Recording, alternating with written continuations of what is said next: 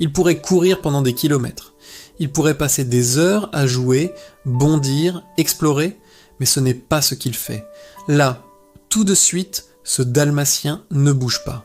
Il regarde, il attend, et dans ce silence, il se passe quelque chose d'immense. Car ce chien n'est pas seulement en train d'observer son humain. Il est en train de vérifier qu'il est toujours là, qu'il ne s'éloigne pas trop, qu'il ne disparaît pas. Depuis des siècles, le dalmatien a été élevé pour accompagner, suivre, rester au contact.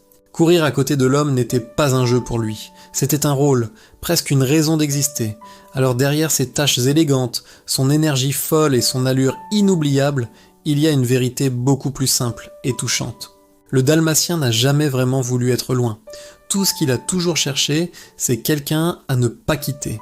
Il ne bouge pas, il attend, on pourrait croire qu'il ne fait rien. Mais en réalité, il travaille, il surveille, il analyse, il mémorise.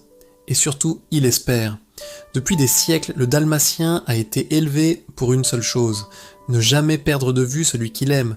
Autrefois, il courait aux côtés des calèches pendant des heures pour ne pas abandonner son maître.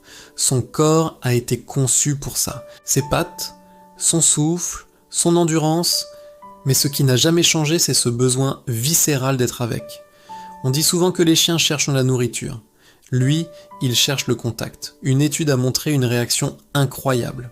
Après 20 minutes de séparation, son rythme cardiaque s'accélère exactement comme celui d'un enfant qui retrouve sa mère. 25 minutes. Pour lui, c'était une éternité. Ces taches noires sur fond blanc, pas deux dalmatiens n'en ont les mêmes. Comme des empreintes digitales, une identité unique portée dès la naissance. Mais il y a quelque chose que peu de gens savent. Il naît entièrement blanc. Pas une seule tache. C'est dans les premières semaines de vie que son pelage commence à raconter son histoire. Et c'est à ce moment-là qu'il apprend à reconnaître une odeur parmi toutes les autres, celle de son humain, gravée pour toujours. Bien sûr, tout n'est pas poésie. Le dalmatien, c'est aussi l'énergie d'un ouragan dans un salon, la joie un peu trop enthousiaste, celle qui renverse le café du matin, la façon qu'il a de prendre toute la place sur le canapé et de vous regarder comme l'intrus. Le soir venu, tout ce bouillonnement retombe. Il cherche la chaleur du corps, le souffle régulier. Il s'installe contre vous. Il s'installe pas à côté, mais contre, et il pousse un long soupir.